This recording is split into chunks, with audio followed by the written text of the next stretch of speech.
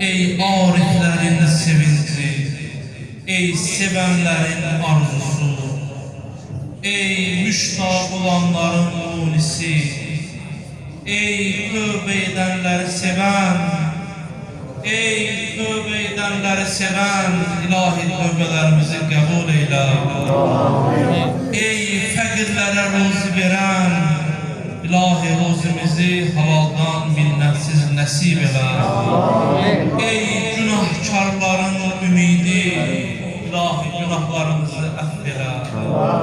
Ey abidlerin gözlerinin nuru, ey kederlilerin kederini aradan aparan, ey qəmlilere sevinç bəxş edən, ey əvvəlkilər, keçmişdəkilər və sonrakıların, gələcəkdəkilərin məbudu, ey səndən başqa məbud olmayan Allah, sən bütün eyb və nöqsanlardan paksan, uzaqsan.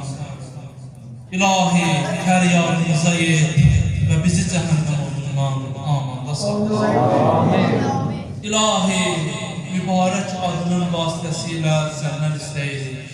Ey Rəbbimiz, ey məbudumuz, ey sərvərimiz, ey ixtiyar sahibimiz, ey köməkçimiz, ey bizi qoruyan, ey bize yol gösteren, ey köməkçimiz, ey sevdiğimiz, ey Habibimiz, ey səndən başqa məbud olmayan Allah, sən bütün eyb və nöqsanlardan paksan, uzaqsan.